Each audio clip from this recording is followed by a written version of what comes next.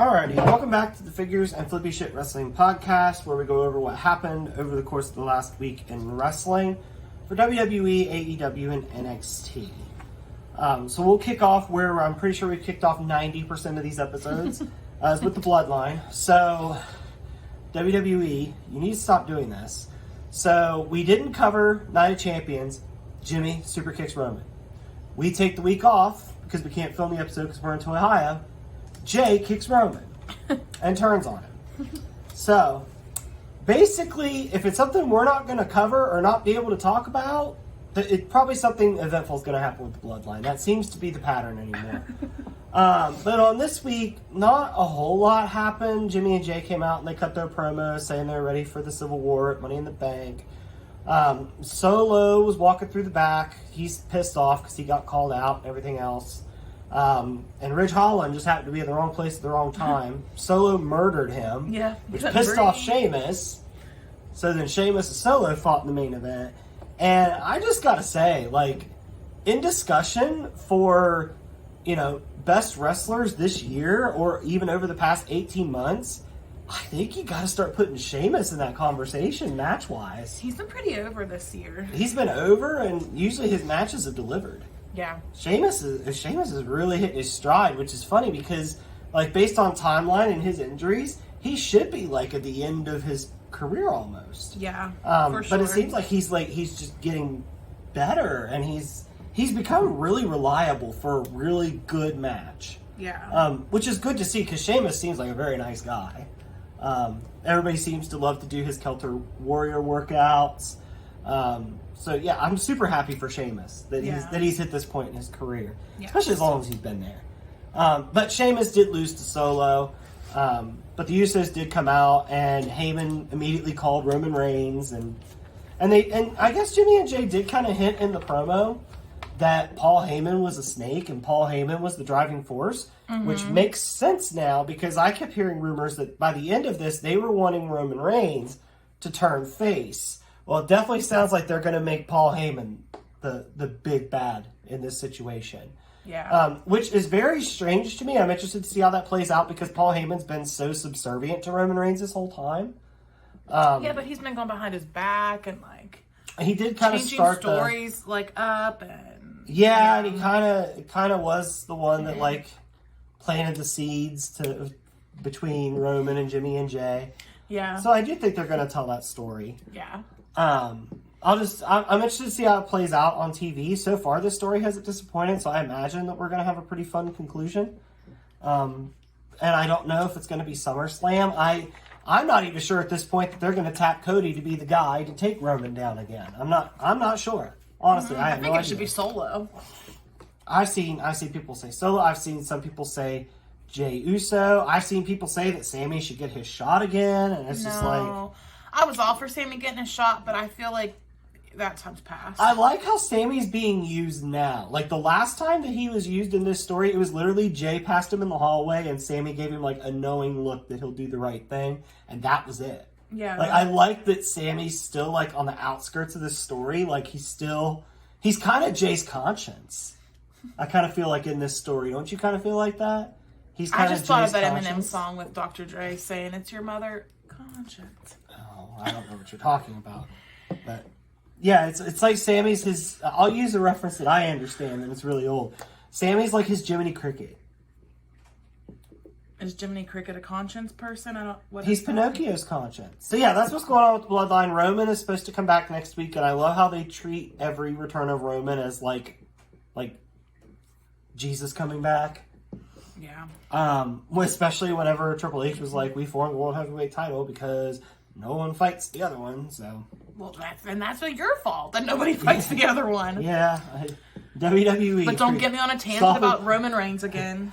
That's WWE for you, solving problems that they've created. Yeah. Just like the women busting through all the glass ceilings that WWE created for them. And then celebrating them, and it's like, but you created those glass ceilings, so like...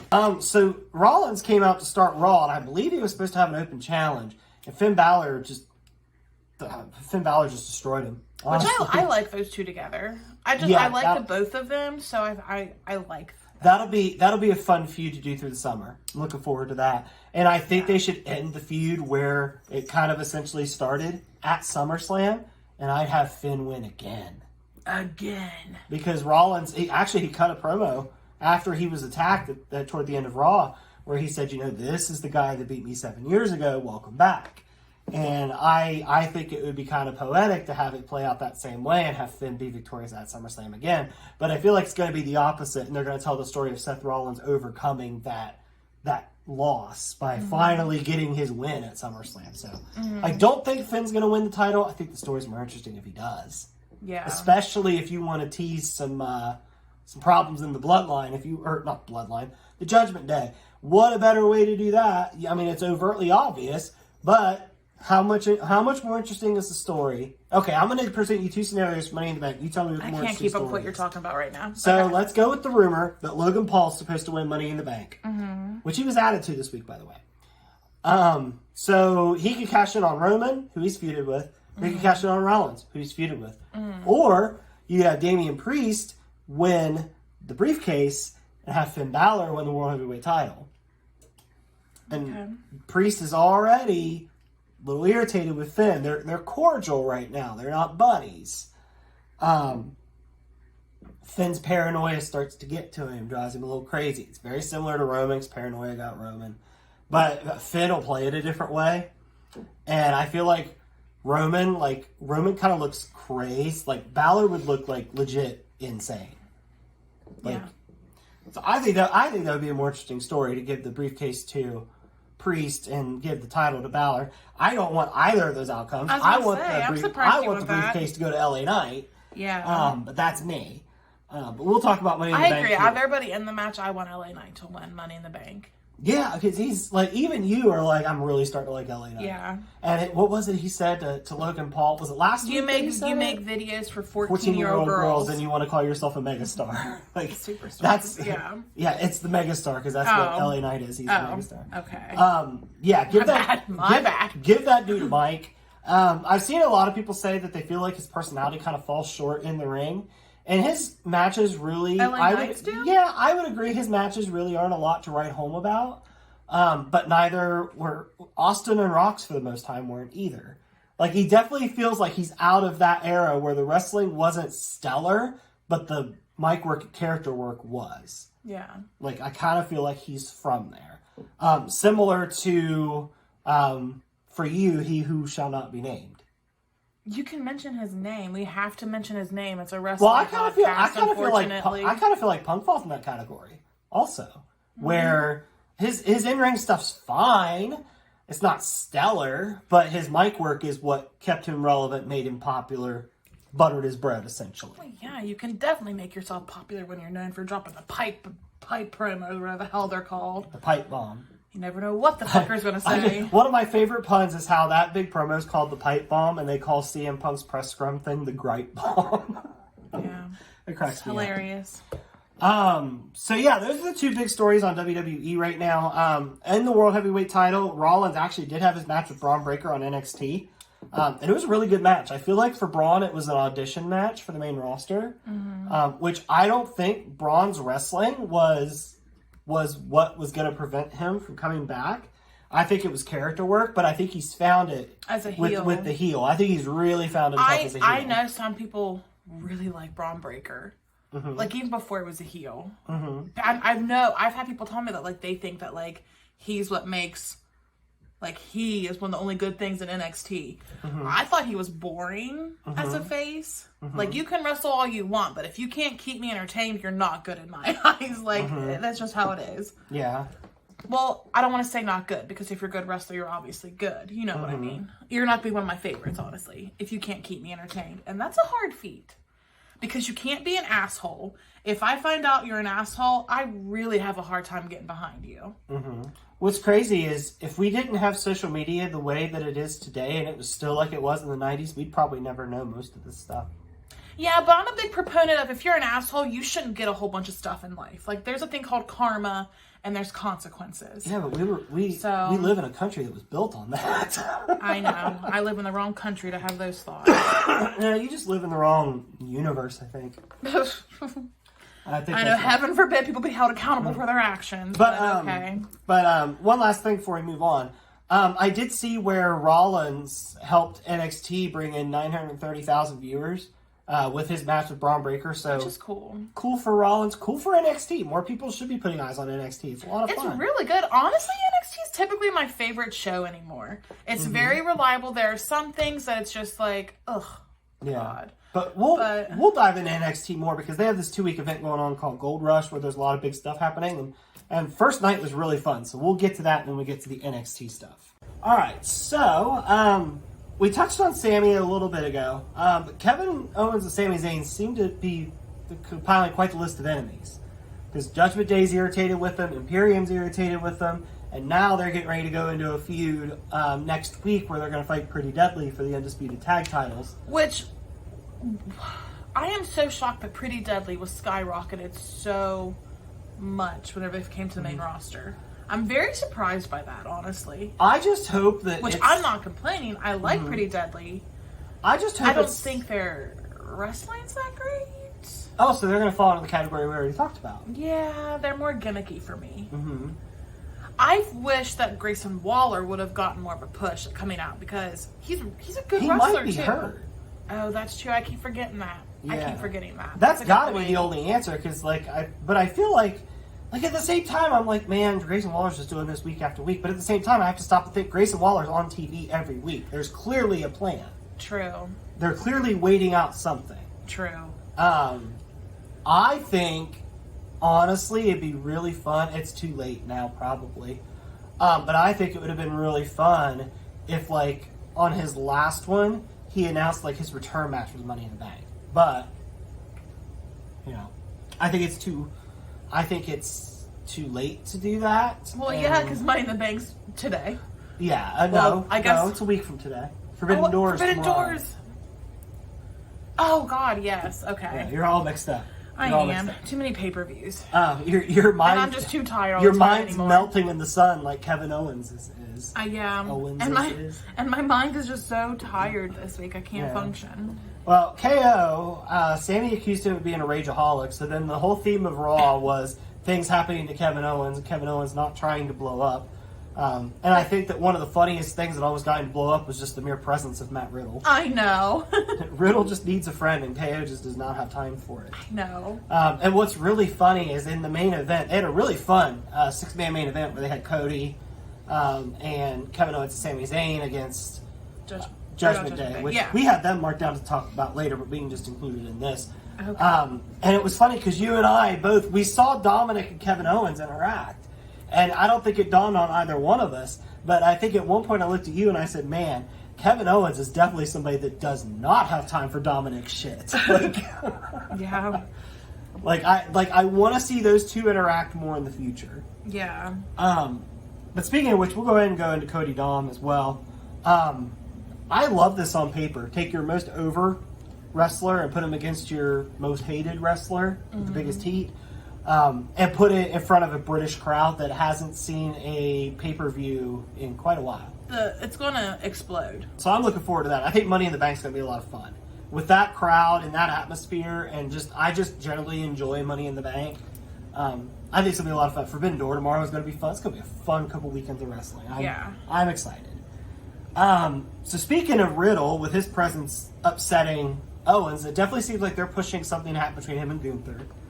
So I don't know if it's going to be announced for Money in the Bank or if that's something they're going to build for SummerSlam. I'm not ready for Gunther to lose yet. Yeah, I don't really want him to lose to Matt Riddle. I like Matt Riddle, but I just don't want Matt Riddle to beat him. Yeah, I don't either. I want Gunther to be champion for quite a while. I still stick with my story. I want, whenever Cody becomes champion, I want Gunther to be the one that takes it off of him as revenge for the Royal Rumble. I think that story writes itself. I don't know what they're doing with Cody. All I know is that at some point, Cody's going to get a title, but I don't know where it's going to come from at this point, honestly. It definitely feels like he's kind of, the Dom stuff's fun, but now that he's out of the Lesnar feud, it kind of just seems like he's treading water, waiting for, I guess, the bloodline. Even though he by the draft rules, he can't get to it. I don't know. I don't know. I don't know either. The women's titles. So Charlotte's back, and she automatically got a title shot. She's gonna win. Yep. I just know it. She's gonna win next week on SmackDown, so somebody can cash it in on her, so she could say she has number 15, and then she can go off and do something And then else. she's gonna lose it in a week, and then she's gonna brag about how she has 15 title wins, and it's like, girl, that doesn't mean shit if you can't hold on to it for a long time. She'll come back around. I got it. I know exactly what they're gonna do with Charlotte. Are you ready? Mm-hmm. They're gonna have her win next week. They're gonna have her get cashed in on a Money in the Bank the same night, because that's all they know how to do with the women for some reason. Read the Carmelo playbook. It's fun to drag it out too. It is. So they're going to make somebody obnoxious to it, because that's even better. They're going to cash it in on Charlotte. She's going to lose, but she'll have been 15 times champ. Okay. This is going to be weird. I want Trish Stratus to win Money in the Bank, and I usually don't say that because she's a legend. But I was trying to think of the most annoying person to win for the women. It is kind of Trish. Yes. I would kind of agree with that. Yes. Or Zoe Stark. But anyway, you tell me how much this sounds like WWE to you, okay? So, Charlotte's going to get cashed in on Money in the Bank. Charlotte will go away. Charlotte will come back at Survivor Series. She will pick up title number 16 right around Survivor Series. She loses that after a couple weeks. Comes back, wins the Rumble, goes to WrestleMania, main event of night 1, and wins number 17 against Becky Lynch. WWE would book the hell out of that. Yeah. I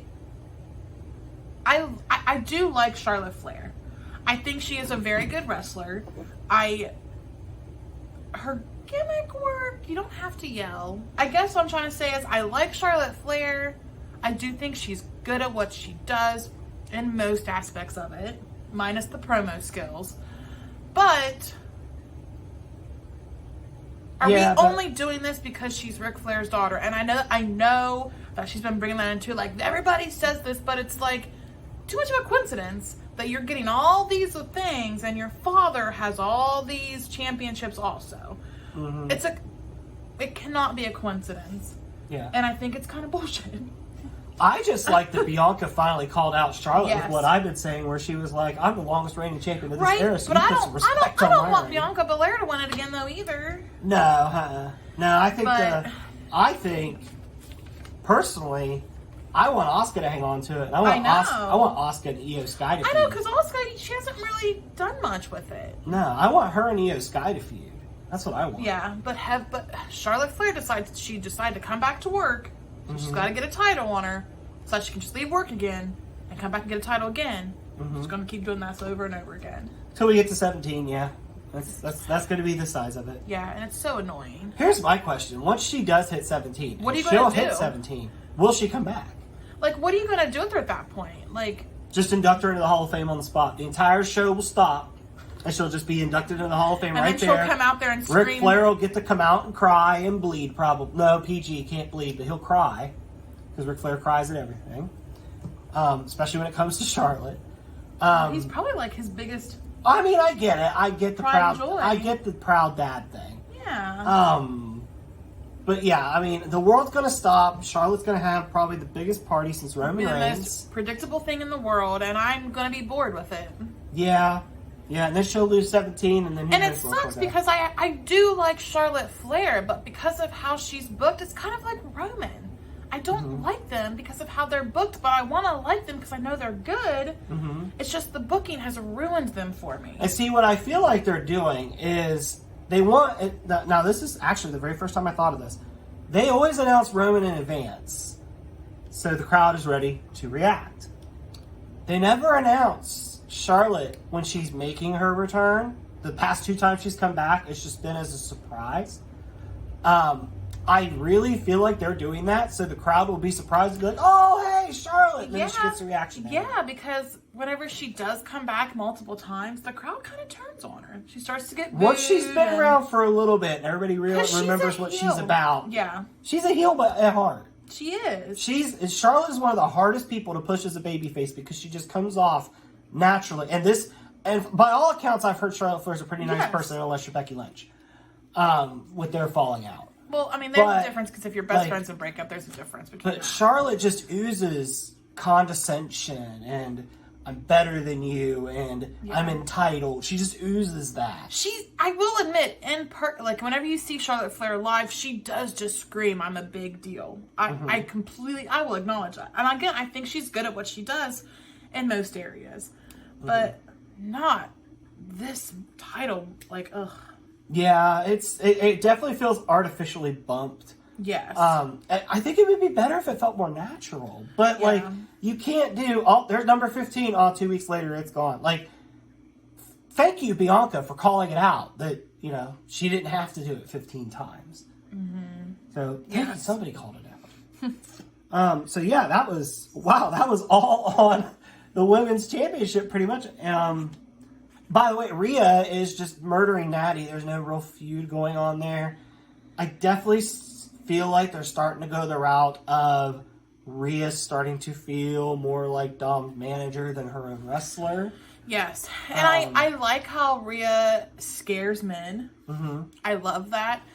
But if you're not going to give me a man hitting her back, I don't want to see it anymore. Mm-hmm. Like, I am so over it. Like, yeah. It was cool that Sami Zayn jumped over her this week. It was. But, like, she needs your comeuppance. And if it is a man hitting her, I am for it. It's like back when Stephanie McMahon was a big heel and she never got her comeuppance because she was a woman and she always picked fights with men. Right, and this is bullshit. Come on, guys. They're all wrestlers. And Rhea could clearly hold her own. Yes, like she's like a China to me. I really feel like you could book Rhea Ripley and Cody Rhodes and it'd be a 4-star match. She's like a China or a Beth Phoenix because didn't they both have matches against men, or was it just China? Nia Jax was in the men's rumble one year. Right? Nia Jax is a hella. She was so unsafe. Mm-hmm. So, like, if Nia Jax can do it, why can't Rhea Ripley do it? Yeah. Like, why is it such a big deal that men and women fight each other? I don't understand it. It's not real life. Mm-hmm. It's not like it's not like they're actually abusing each other. It's freaking professional wrestling. See, here's my thing. And they train together. So, like, what's the difference? Here's my thing. Okay? Let's say that you don't want to do it because WWE is a wrestling product for children, essentially. Well, it's geared more towards children. It's not a children's program. And you want to tell the message that it's not good for a boy to hit a girl. Well, what you're doing to me is you're sending the message that a girl can hit a boy and the boy can't do anything back. That's the message you're sending me. We don't have any children, obviously. However, if we did, and we had a kid and they watched wrestling and say it was a girl we had and they saw a man hitting like a woman in wrestling, I'd be like, this isn't real life. Mm-hmm. This is wrestling. Like, it's just entertainment. Like, this isn't real life. And if you don't think that your children can handle that, don't let them watch the damn show. Yeah. Like, you're the parent. Mm-hmm. You control that. So, like, I don't understand. Mm-hmm. But, I don't know. I'm always told I'm too progressive with everything, so. Yeah. I mean, I don't understand the intergender thing. I don't either. We've seen it in the indies. Mm-hmm. They put on hella good matches. Not once am I thinking, oh, wow, that man's being really mean to that woman. One of my favorite things I've ever seen was that YouTube video we watched where Penta destroyed Kairi Sane in Lucha Underground. I love that, yes. I love it. It was fun. Because I hate to break it to you. Women are not going to break. They're not these delicate flowers. Mm-hmm. I hate to break it to you. Women can be tough. Mm-hmm. I know. It's a shock. I hope your mind doesn't explode, everybody. Here's what I would do. Let's throw this intergender stuff out the window. This is the last I'm going to touch on it. Mm-hmm. But let's say, I don't want to do intergender because it's intergender. Let's ignore all that. Let's just say everybody's cool with it. How fun would it be in the course of this Judgment Day feud? What do you think the reaction would be if it was advertised that Rhea Ripley was getting a World Heavyweight Championship shot against Seth Rollins on a Raw? Yeah. How fun would that be? How fun would that match be? That would be so fun. Rollins and Rhea would create magic. That would. And I feel like WWE fans wouldn't embrace it as much as like Impact or like, not even if AEW fans would embrace it. Yeah, because they kind of steer away from intergender too. Yeah. And it's like, good lord, women are not going to fucking break. Because literally Jericho partnered with Saraya for a little bit just so he had a reason to have Britt Baker beat him. Yes. So it's just like, which is funny because he had Anna Jay right there. But what do I know? But yeah, that's all I'm going to say on the intergender stuff. I think it should be fine in wrestling. And I think you tell some good stories with it. The last thing I'm going to say about it is that people need to get over themselves and stop thinking women are like these like subpar humans. Like, I could beat you up in a heartbeat. Not that I do. Not that I do. And but I could do it, and I'm a woman, so Probably. right, yeah. So now let's move on to the women's tag title. So we had a unification match this week, which honestly was a very poorly built unification match. Remember when they treated Roman and Brock as like this Crisis on Infinite Earths thing? And they kind of treated the women's one as like, yeah, this is happening. Yeah, they're just like, yeah, okay, yeah, I know what you mean. Like last week, Isla Dawn and Alba Fire were like, yeah, I know what you mean, a unification match. And I was like, how did you get from there to what they said? Like, I don't understand that at all. Witchcraft. But okay. Witchcraft. Okay. The one thing I will say is that Alba Fire and Isla Dawn definitely gave them Shayna and Ronda a run for their money. I like that Shayna and Ronda have looked beatable. I do too. It's really weird. WWE has done actually a very good job of booking the women's tag division lately, compared to how they usually do. Because they're not like there's somebody like one person run over everybody. It's kind of funny because there's a singles title essentially being sacrificed for this to happen. But I do like that they seem to want these titles to feel important. A singles title being sacrificed. They literally sacrificed a whole women's tag title for this. Okay, fair enough. Fair enough. They literally got rid of one of their titles. Yeah. But I still think we're going to get that mid-card title introduced in NXT. I have not given up on that thought. I mean, they need to, because it's bullshit that the women lose titles. Yeah. And men just create new titles because they don't fight them. So they have to create a new one for men. And it's easy. It's easy. I was overthinking it, and the introduction of the new belts made me think of it. I was trying to think of what's called the mid-card NXT women's title. It's easy. The women's NXT North American Women's Champion. Well, don't get your hopes up. It's more, but WWE takes titles away from women, not brings it to them. So, yeah. Yeah, but I think if you want the you were trying to dispute that, weren't you? Oh, well, I was going to say, well, the fact that they were unifying two titles that WWE gave the women in the last 5 years, but I digress. But they still took it away from them, though. They only had it for 5 years, and WWE messed up booking it. And the women were punished for it. And it cost them Sasha Banks and Naomi. Well, Mercedes Moné. Mercedes and Trinity. Yeah. We'll go with the current Yes. names. But no, I think if you want the women's tag division to feel important, I think they're going about it the right way by having Ronda and Shayna carry those titles, but having the women look competitive against them. I agree. It kills me to compliment Ronda Rousey. Actually, I'm not going to compliment her. I'm complimenting Shayna Baszler. Because I feel like Shayna Baszler holds Ronda Rousey up. Yeah, I mean, to be fair, last night, Ronda wrestled probably the best match she's wrestled in a while. Okay, but devil's advocate, it's much better to look good in a tag match than it is a one-on-one match. Yeah, I think you have to give a lot of credit there to Alba Fire and Isla Dawn. And I think Alba Fire and Isla Dawn, I feel like is an act that could get over pretty easily. And Alba Fire, we've watched her in some like YouTube videos, and she's hella good at what she does. So I give her credit for how and Isla Dawn has greatly improved from the first time we ever watched her wrestle. Yeah. Back in NXT UK. She's so much better now. And the thing is, though, with these tag titles, there's a rumor going around that Ronda and Shayna are going to go to NXT. Which is, I'm fine with that. Ronda clearly needs this extra work. So, somebody in the live thread said that she should go to a promo class while she's down there. But the thing is, though, okay, that's great. And then you're taking another title from the women to NXT. Well, the women only have one title on. Until they introduce the mid-card title. I'm telling you, the women in NXT are going to get another title. It's going to happen. But if the tag titles go down to NXT, then they're going to get another title in NXT, and then what's going to leave the women on the main roster? The NXT titles aren't going to NXT. The NXT, or the women's tag titles, the NXT women's titles are being unified into one title. I understand That's going to be a main roster title. What I said was, there was the rumor that Ronda and Shayna were going to go back to NXT. Yeah, what team are they going to fight? I don't know. There's not really any teams left. They've been building some teams up though on NXT. Have they? They teamed up that Danny Palmer and some other woman, and Elektra Lopez or Blaze or whatever her name is, and some other woman. You got it right the first time. And then so they've been teaming people up. Okay. So it's just basically what I'm saying is I'm pissed how the women's titles are handled, and yet again the women are getting screwed because women, it's like they don't know how to book people that have vaginas in wrestling. Mm-hmm. I don't understand. Or even men that are a little more girlier on the other side. They don't know how to book them. Mm.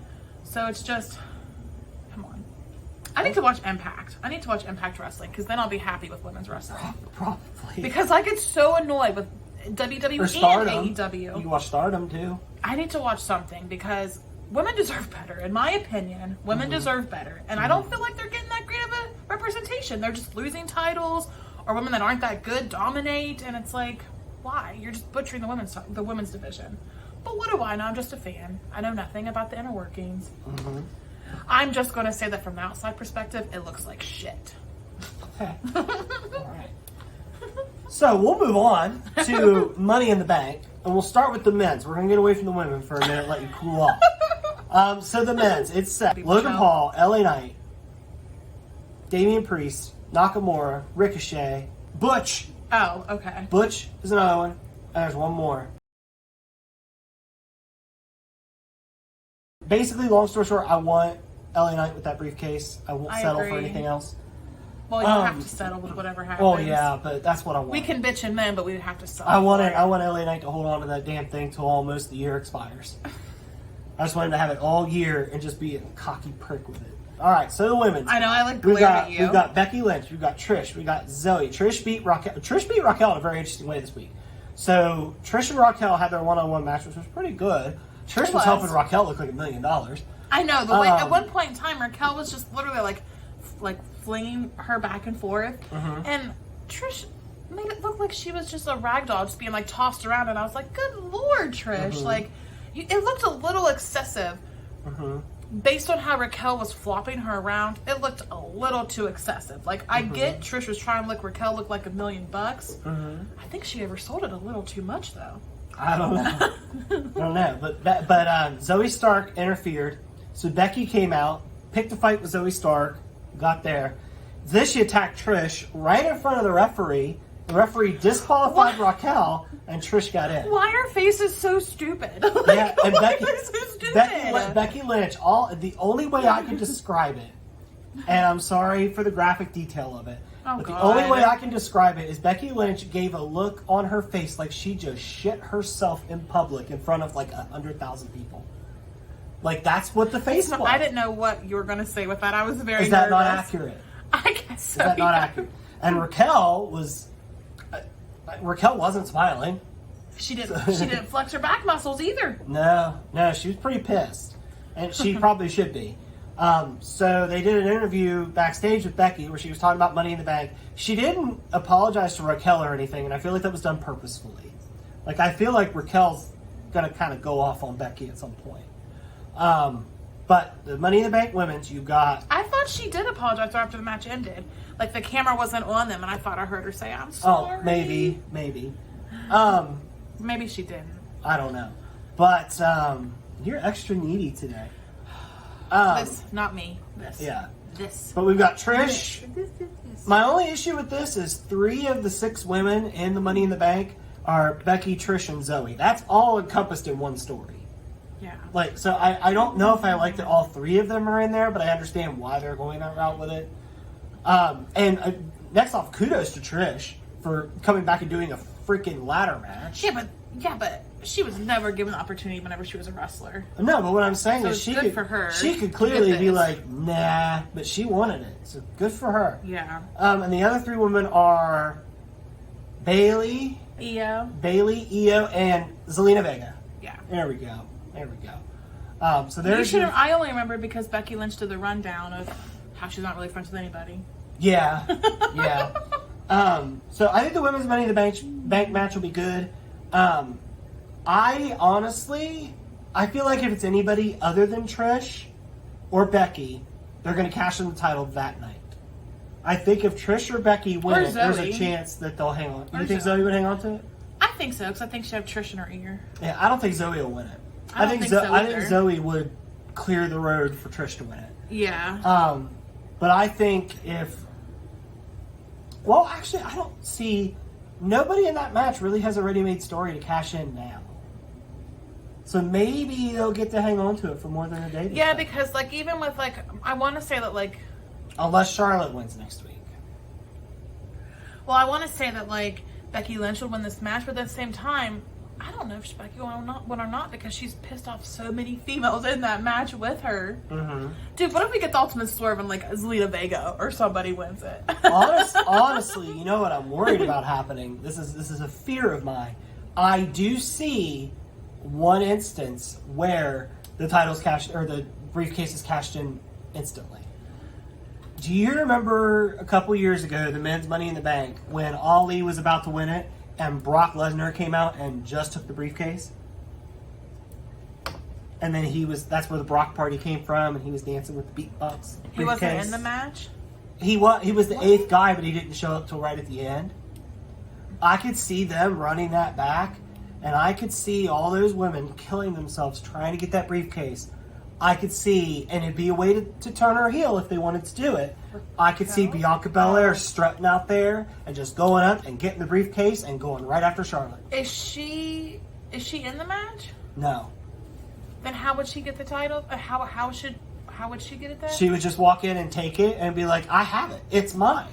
It doesn't matter how I got it. Mm. And that would be a catalyst for her to turn heel.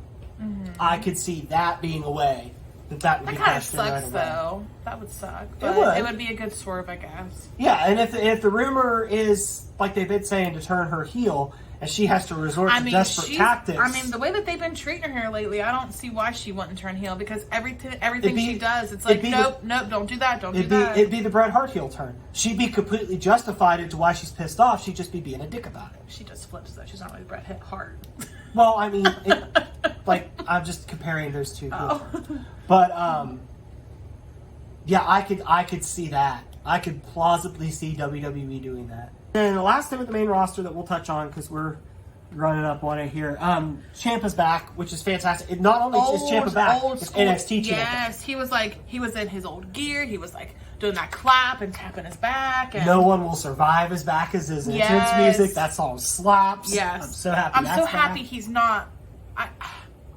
Nothing against The Miz. I do think The Miz does very well serving a purpose in WWE. Yeah. However, I'm so happy that Ciampa's not his damn lackey anymore. Yeah. Because Ciampa is. I feel terrible saying this, but Ciampa's better than Miz. Yeah, and I feel terrible saying that because Miz is so good at what he does with his promos and stuff But Ciampa's wrestling is so far above. What's funny to me is, like, throughout the match, like, Ciampa, they were talking about on commentary how, like, Miz never reached out to Ciampa while he was having his surgery. And then it's funny because in the ring, it's like, oh man, Ciampa is just angry. And Ciampa literally in the match was yelling, "You didn't call! You didn't text!" I'm like, I guess that's really why he's mad. He got so pissed off, he reverted back to NXT Ciampa. But it's fun. It's going to be fun to count down the time until he slugs Johnny Gargano in the face. But yeah, I think that's going to cover the main roster this week. Raw and SmackDown are pretty fun this week. SmackDown here lately just all right. So NXT this week. We'll talk about the world title picture first. They're building for Gold Rush next week. So we're going Carmelo Hayes versus Braun Breaker, or not Braun Breaker, what? Baron Corbin. Oh my god, Baron Corbin, the B. Mello versus Baron Corbin. Yeah. And they actually had a really good segment this week. Corbin really brought it on the mic. Corbin is doing so much better on NXT than he is on main roster. I really would love to see him go back to like his lone wolf. I agree. And just murder. Get rid of that stupid entrance music. Like, why does he still have that gambling, like the slot machine? Everybody on the live thread says the same thing. They're like, Corbin's almost there. Just change his damn music. Get rid of the music. Like, why does he still have that? Like somebody brought up yesterday. Like they were like, or no, not yesterday. On Tuesday, somebody in the live thread. They were like, his promo was really good. I took him really seriously, and then they played that music, and I couldn't take it seriously anymore. Like, I'm sorry, but badass does not scream to me like Vegas sounds, like slot machines, all this other stuff. Like, that does not scream badass to me. That just screams...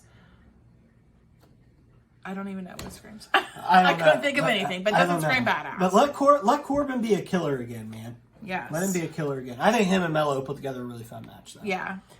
Then we had the show kicked off with Tyler Bate, Wes Lee for the North American Championship. With Mustafa Ali. As the special guest referee, and Mustafa Ali was kind of playing his own version of mind games. He was. It's like he wasn't taking it seriously at first. Like, he counted really fast with Tyler Bate for, like, the 3 counts. He counted really slow for Wes Lee, right? Whenever it was a 3 count. And then if somebody was outside the ring, he would do, like, a really slow 10 count at first. But then he would, like, laugh it off, and then he got, like, he did much better. Until the end. Yeah. He, like, interfered with both men, like... Yeah, like, they were down, and he was doing the 10 count. And he went down and started trying to get both of them up and, like, demanding that they fight. Yeah, he, like, was, like, slapping Wes... Or was it Wesley he slapped? Yeah. He slapped Wesley. He slapped both of them. Oh, he did? Yeah. Yeah. And then when Tyler Bate got up, Mustafa Ali was in his way. Mustafa Ali got out of the way. That's when...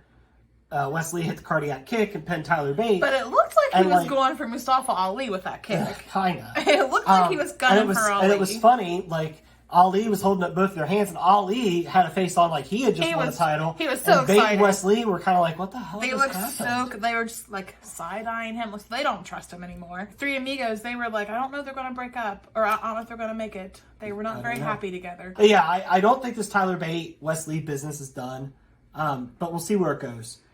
As far as the tag titles, this is no disrespect to Malik Blade and Idris Enofe, who won a triple threat between Brooks Jensen and Josh Briggs and Hank and Tank. Hank and Tank. Hank and Tank. I was going to say, I remember Hank and Tank. Yeah. Because I was very impressed with Tank. Well, anyway, there was a triple threat with them to determine their Gallus' next opponent, which, no disrespect to any of these guys, but Gallus has already gone through the Creeds, Tony and Stacks. Pretty deadly. But Blade and his... Enofe. Yeah. They have a lot of personality, though, and Gallus does not. That's true. So, like, that might be a good teaming up, like, match, maybe. They can maybe feed off each other. And I think something interesting is going to happen. I think Blade and Enofe are there to have a match and to get them a prime spot. Mm-hmm. But I definitely think the story is that Stacks just threw Joe Coffey in the trunk of his car and drove off. I forgot about that. Over the Tony D'Angelo stuff. So I think that's the real story right now. And I think Malik Blade and Idris Enofe are just getting a good spot to have a match to show what they can do. But I don't think the story is them and Gallus. I think there's an overlying story there. Yeah. But I'm interested to see who takes the titles off Gallus, because I do feel like they've burned through everybody already. And I'm kind of bored with them. But, I mean, I can see why people would like them, though. It's just not my cup of tea. Yeah. Now, on the women's side of things, Thea Hale had her pep rally this week. And I love it. Whenever Chase U does Chase U things, like they tend to do, I love that Charlie Dempsey and Gulak look like a couple hostages that are being forced to go along with a party that they don't want to be at. But, like, I can't, like, they're there supporting Thea Hale because they're help training her now, and, like, I don't know. Yeah. But she kind of, sometimes Thea Hale tends to rely on them more than she does Duke, and I think that bugs Duke sometimes, and, like, yeah. Well, Duke ignored her, and this is him reaping the benefits of it. Like, yes. Honestly, this Chase U story is being told pretty well. It is. It's a goofy angle, because Chase U's goofy in its existence. I mean, but I much prefer Chase U goofiness than Von Wagner's sad shit. Oh man, do you want to go ahead and go into the Von Wagner stuff? I don't really know what it is, honestly, because whenever they start talking about his story, I knew it was getting sad. They started showing childhood pictures, and I tuned out. I was like, I don't want to freaking cry in wrestling. So, like, I'm not going to listen to this. Mm-hmm. So, like, I just love how, like, Von Wagner went in. He told him everything that went down about the surgery he had to have and all that. Yeah. And then Robert Stone was like, he asked another question, and Vaughn was like, that's enough for today, and walked away. And Robert Stone was acting so, like, offended. And I was like, Stone, he just gave you so much information in that 10 minutes. A lot of sad stuff. And it's like, I don't watch wrestling to get sad, though. Like, I'm assuming that really happened to Von Wagner, so I don't want to disrespect it at all. Yeah. However, I don't know. I would think a story like this would have to be in truth, I would think. Right? Like, it'd be kind of, I don't know. It'd be kind of weird if it wasn't. But it's just... So if it was true, like, no disrespect to Von Wagner, but damn, I don't want to cry. Yeah. So anytime it comes on, I'm probably not going to listen to it because I don't want sad shit. I already have the goofy shit with, like, Tony D'Angelo in jail, and that's already pushing it. But, like, this is just too far. I mean, crying because of a sad story in wrestling like this, I draw the line. Oh, man. At least you weren't watching in the Conor the Crusher era. I can't even watch the... Like, whenever it comes to, like, that month where they honor him and they talk, like, they honor the children, they talk about it all the time. I can't, because I cry. September, the same month as your birthday. I know. So, like, I can't watch it. Oh, crap. Oh, crap. You just realized, didn't you? Crap. For those of you that aren't aware, Payback is going to be in Pittsburgh this year, and we're going, and it's on Susan's birthday. And that's where Connor's from. And it's going to be the month. Oh, crap. Crap. I love that I just got to witness you realize this on camera. I cry every time. It's just such a sad story, and I don't want to cry because I'm sad at wrestling. Oh, my. Crap. Oh, my. That's funny. Dana Brooke is back on NXT. Oh, well, speaking, we never finished the Thea Hale stuff. Tiffany Stratton did interrupt it, and Thea Hale just... She got the best of her. Yeah. She was so mad. I love when Thea Hale gets mad. Like it's kind of like a 5-year-old gets mad, but like a dangerous 5-year-old. Like a 5-year-old that will grab a knife and gut you. Oh, God. I mean, it is. I don't think Thea has a snowball's chance in hell, but I do expect her to put on a pretty decent showing. And I expect her to lose because we're going to get some evolution in this Chase U stuff. And it wouldn't surprise me if Duke cost her. I'm just going to say that I know that Thea Hale isn't... Thea Hale's so young. She's 19 years old. I am so impressed with where she is at such a young age. I am very impressed with Thea Hale. NXT has a lot of good young women. Do. Like NXT, it's good young talent in general. NXT, like the future of WWE women's wrestling, if they're able to keep this core of NXT intact, is so damn bright. WWE's got to learn how to book women better. Yeah, they do, and give them more chances. NXT give them more does a pretty good job. Yeah, NXT does the best out of WWE, AEW, and NXT. NXT, I think, runs circles around. Now, don't get me wrong. I think WWE is still much better than AEW women division wise. Yeah, because. Yeah, I would agree with that. So while I'm dogging on WWE's women, I still think they're better. Well, not talent-wise, booking-wise. I think they're still better than AEW's women. Yeah, you could tell. I think the talent is there in both. You could tell that, like, Tony Khan's not huge into women's wrestling. Right. Which makes sense. He grew up watching wrestling in an era where the women were an afterthought or a sex object. Right. So, I mean, it makes sense. Yeah.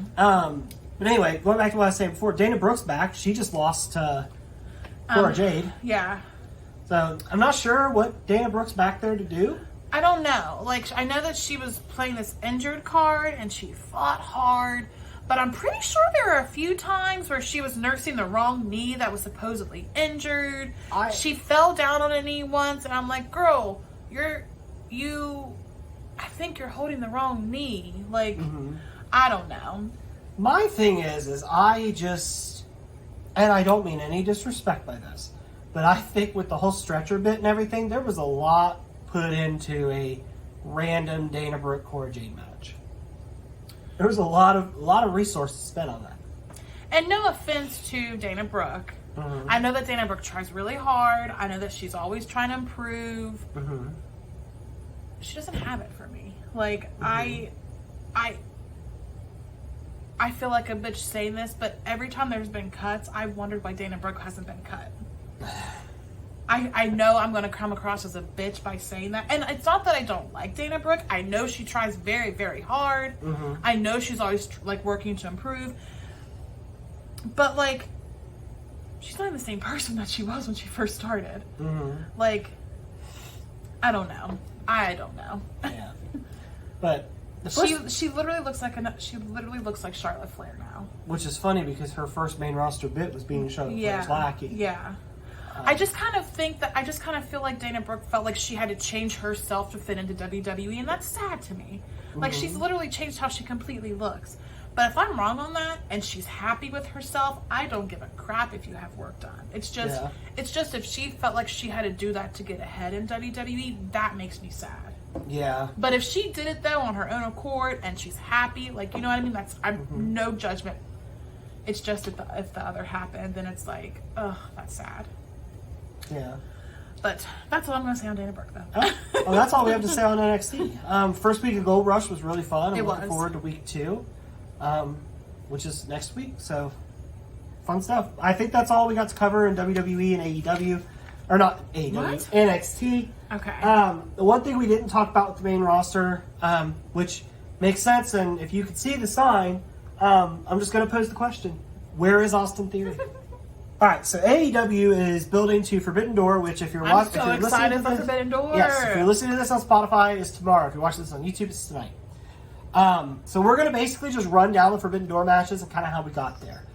So we'll start with the main event, Danielson versus Okada. This match, I think, has the potential to be match of the year.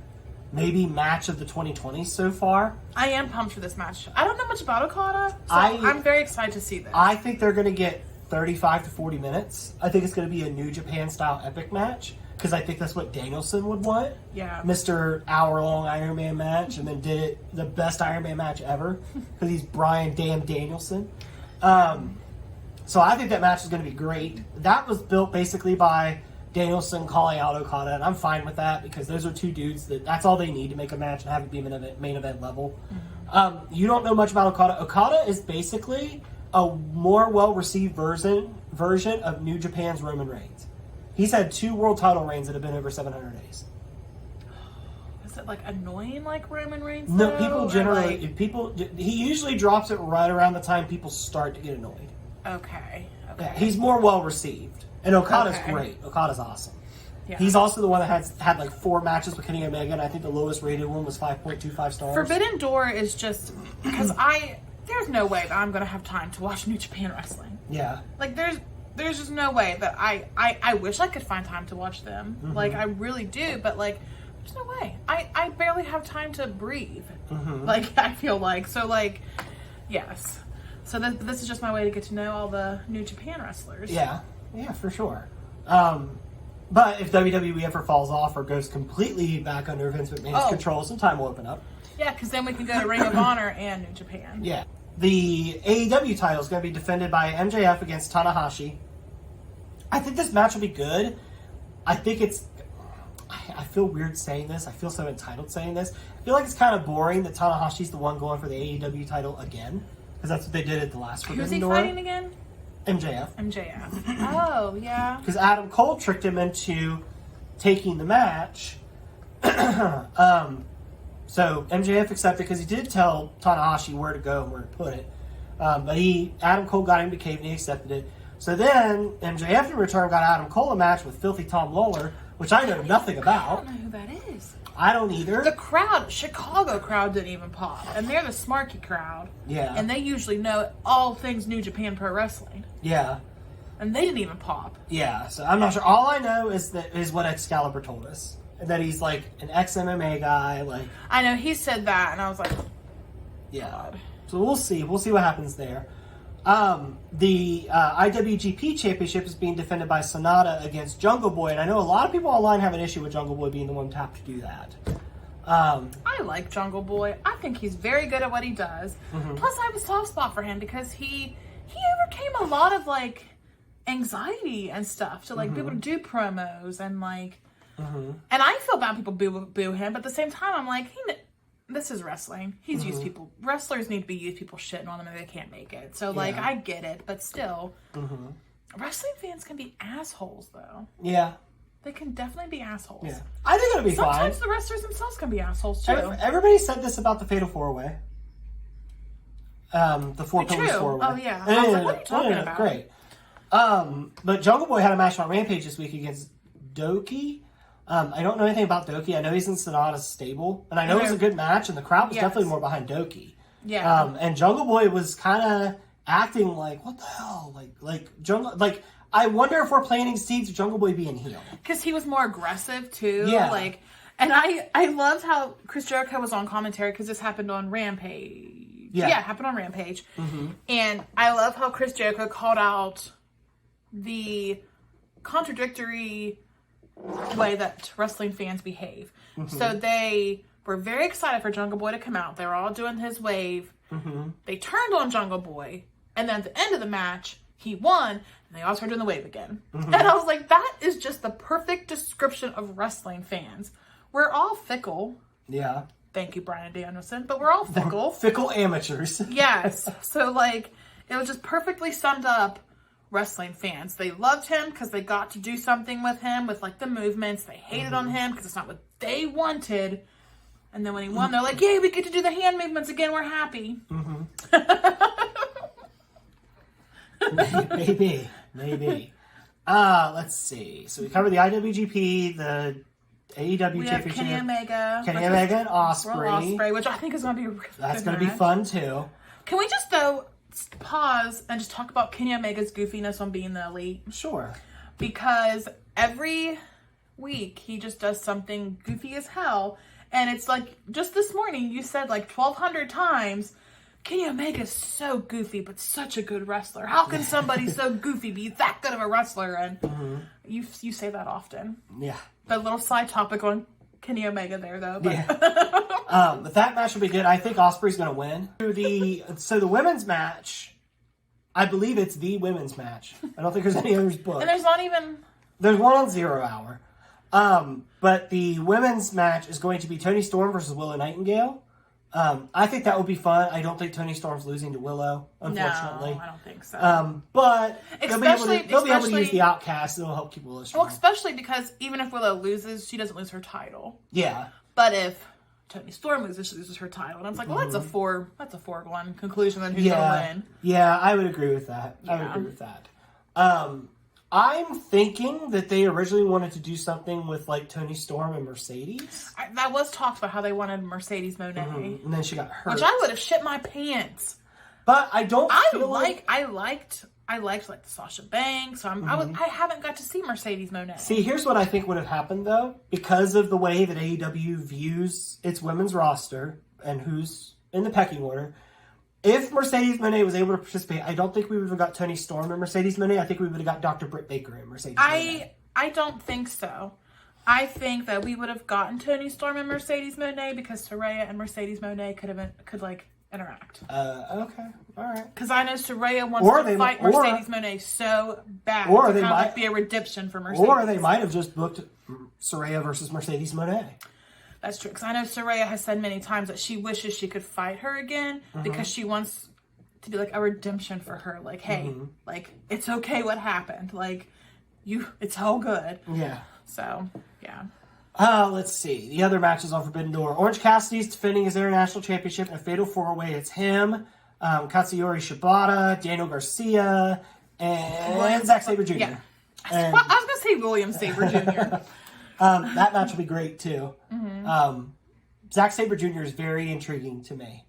Yes. Because I don't see him often, but that dude intrigues me. Yeah. Like I'm interested in what he does. Let's see. What else is on Forbidden Door? There's an Owen Hart tournament match between the guy, I can't remember his first name. His last name's Kojima. He's fighting CM Punk, which I saw a lot of people say, why didn't Punk fight Sonata? Or why didn't Punk get a bigger match? Cool it. Punk just came back. Let's see if he can get through this one first. Let's have him do something that might piss him off first, and let's see how he responds. Yeah. He doesn't take that too well. And you didn't have him face Sonata because New Japan's not going to have their champion drop their title on an AEW primary show, and they're certainly not going to have him drop it to CM Punk. And Tony's not going to have CM Punk lose.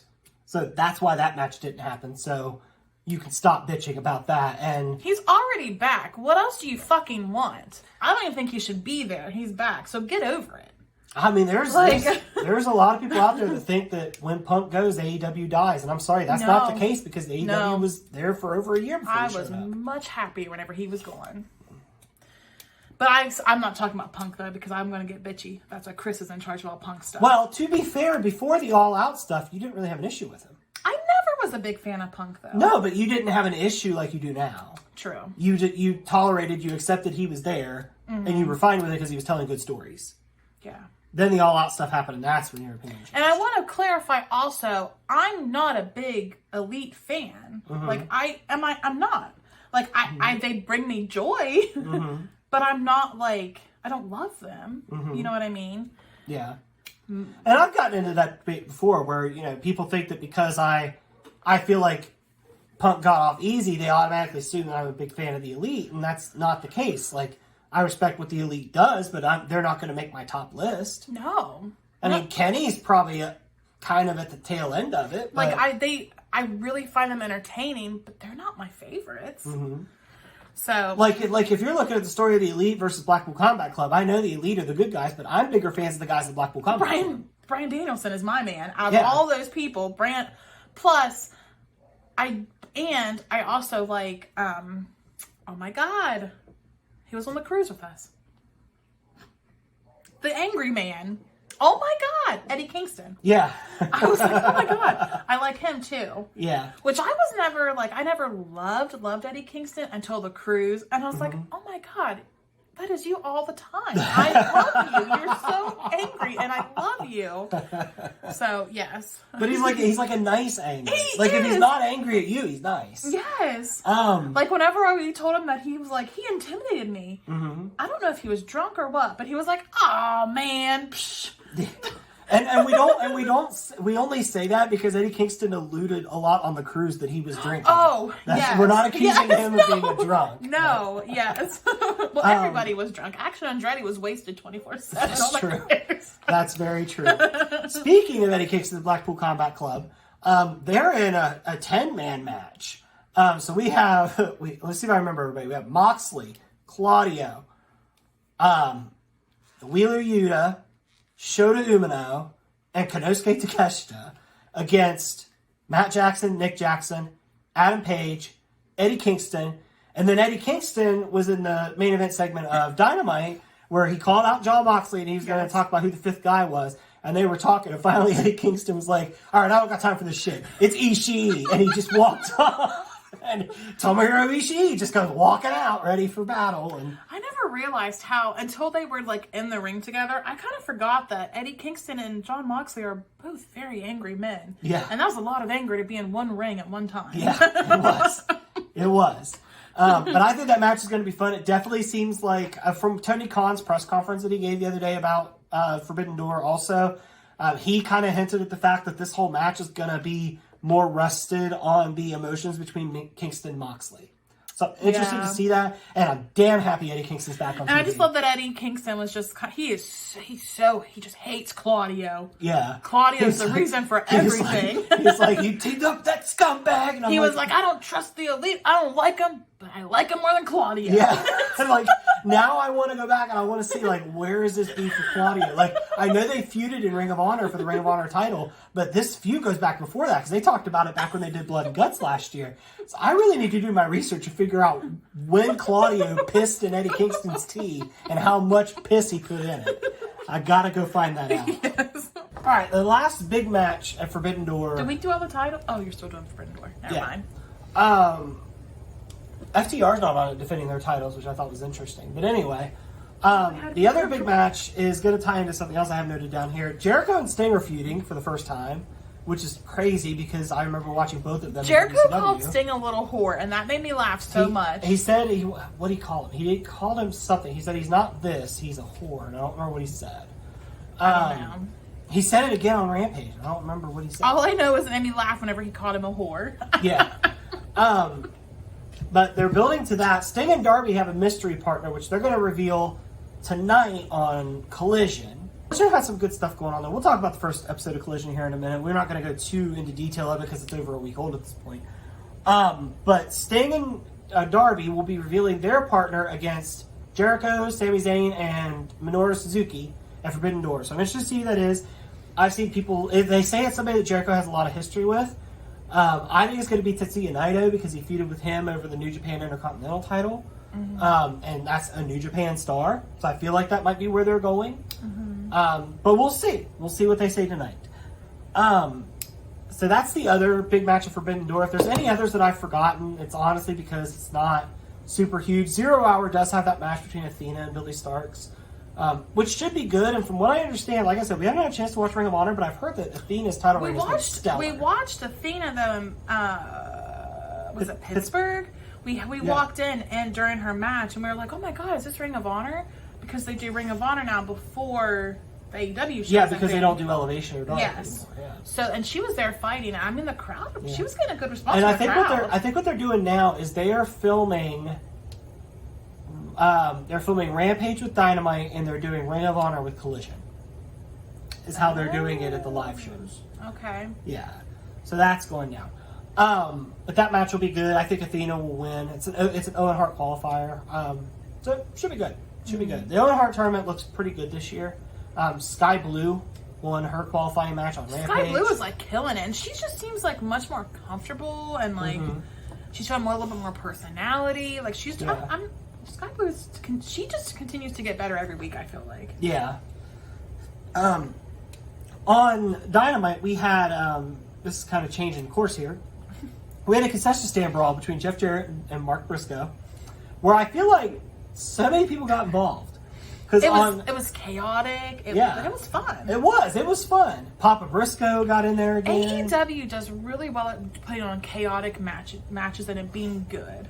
Yeah, because their chaotic matches like Blood and Guts and Anarchy in the Arena stuff, they always get 5 stars from Meltzer. Yeah. So they're good at the chaos part. They are. Which, maybe that's familiar to them because we always have reports that backstage is in chaos.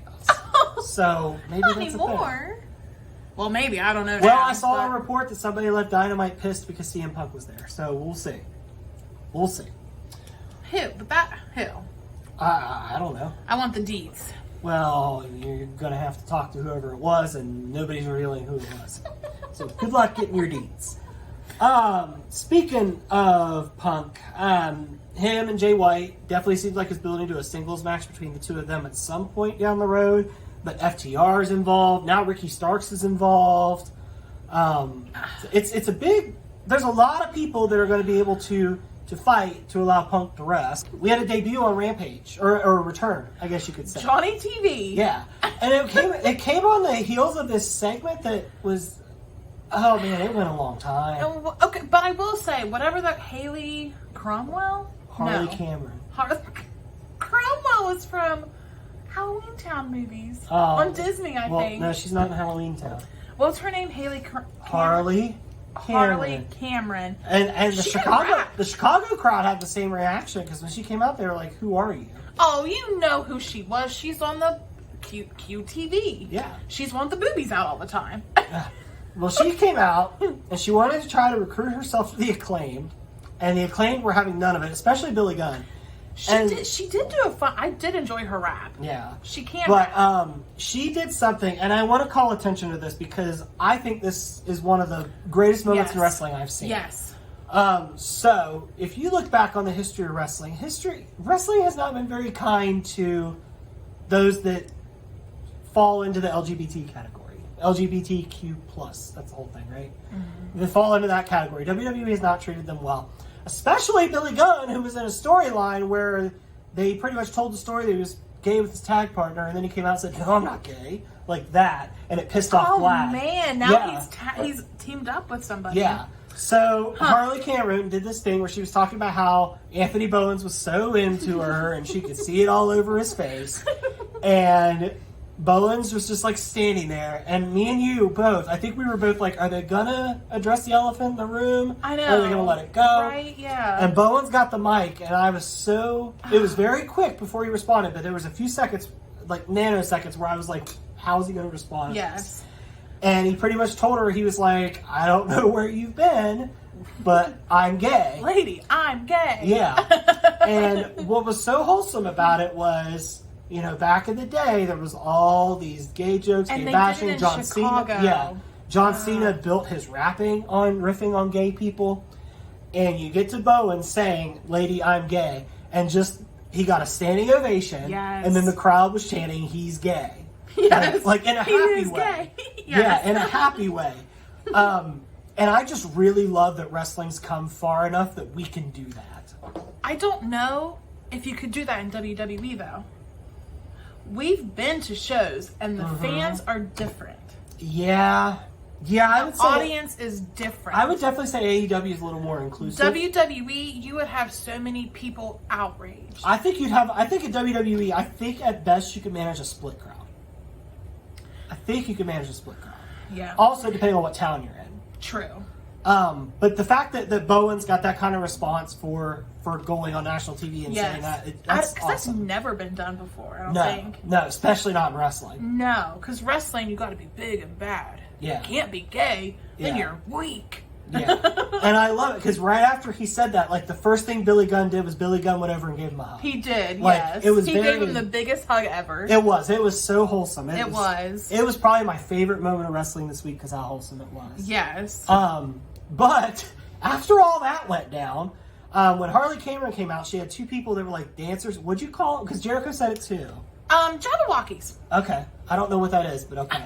There was a dance show on MTV back whenever we were younger, and the Jabberwockies, they annihilated that dance. It was like literally, it was just a show where like dancers competed to be on top. And they won. I think they won, or either came in. I think they won their season. But they've been torn. Like they do shows and stuff, and like I knew it was them as soon as I saw their masks and how they were moving. I was like, those are Jabberwockies. Okay. Well, Jericho even knew. Yes.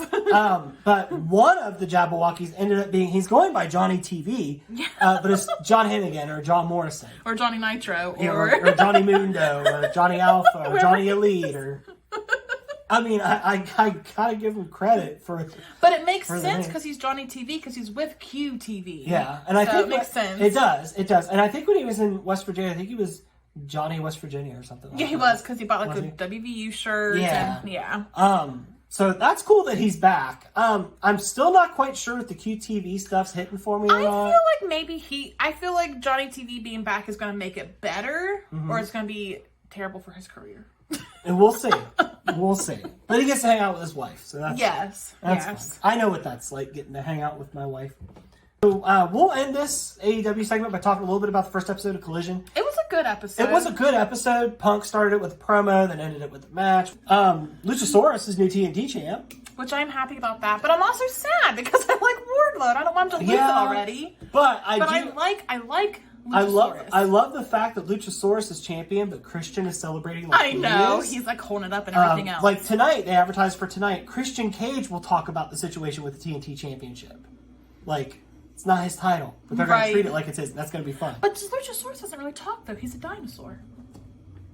Which is funny because, like, on the Indies, wasn't his thing that he was intelligent? I don't know. I didn't watch him in the Indies. I have no clue. You knew it. You knew he was intelligent because you're the one that told me. I only knew that. Maybe you knew from being the Elite or something. I only knew that because he literally has like a degree from Harvard or something. Yeah. That's the only reason why I knew he was smart. I didn't know it was part of his gimmick. I think it was originally. And I know originally. he plays chess all the time. Yeah, I think it was originally. He played chess on the career. He did. But we got Miro. So excited for Miro to be back. He's going to be back on TV tonight. Yeah.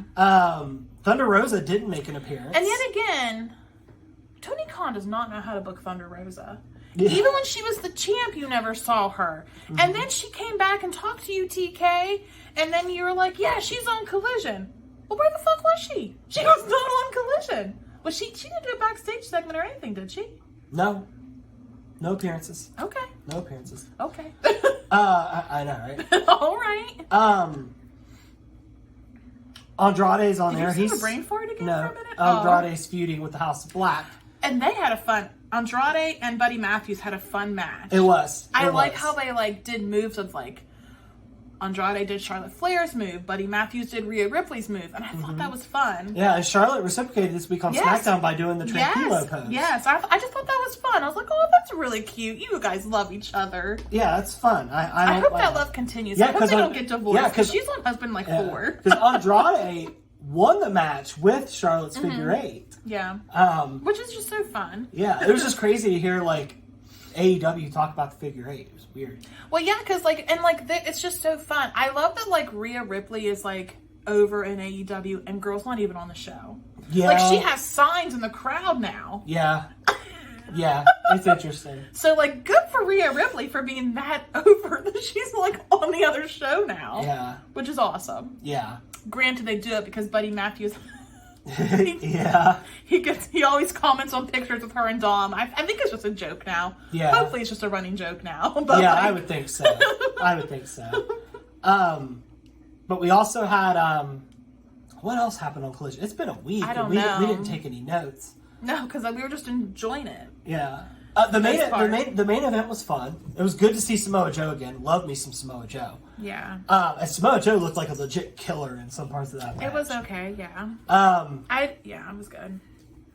But tonight they've advertised also something I'm really interested in. We're getting Swerve versus Tanahashi. That'll be fun. That'll be a really good match. That's a match that I didn't know I wanted to see until it was announced, and now I can't wait to see it. Yeah.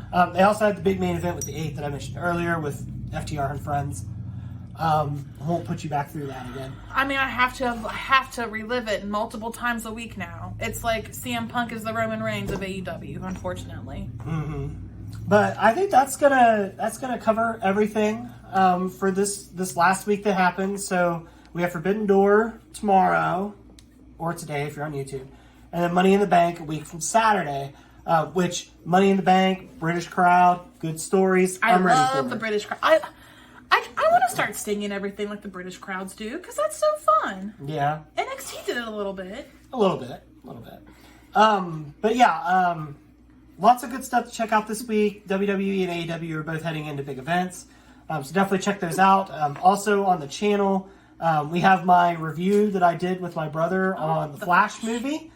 Speaking of which, I did pick up some Keaton stuff at Toy Haya. Just to go over real quick, I got a Catwoman McDonald's car. Got Batman Returns on NES. I got a 36 count of the Batman 89 trading cards. So Series 1 and Series 2 are all collected for those. And Batman Returns Coin Bank.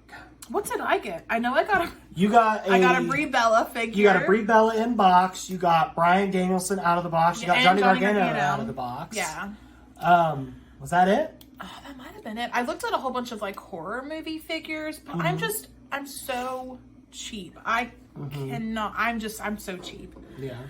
But yeah, we don't have any content up for Toy Haya, but it was a fun show. Everybody that we met was really cool. Yeah, we got to meet Kip Sabian, Penelope Ford, Rosemary, and Bunny. The bunny. What? Well, I'm also fighting my sinuses. I had a sinus infection all week. Yeah. So yeah, that's going to do it for the show. We'll be back next week to talk about Fallout from Forbidden Door and talk about WWE's push into Money in the Bank. Yes. As always, like, comment, subscribe, share with friends if you think that they'd like to listen to an hour and a half recap of wrestling rather than watch 10 hours of content. Where are your bitches? Yeah. As always, videos edited by AJ. You can also check me talking movies over on his channel, which is the Podcast Network on YouTube. AJ is his brother. Yes. Yeah. He's our editor and the one that I reviewed the Flash with. So with that being said, we will talk to you guys next week. Later. Did you like that video? Like, subscribe, and comment to the Figures and Flippy Shit Wrestling Podcast. Oh, yeah.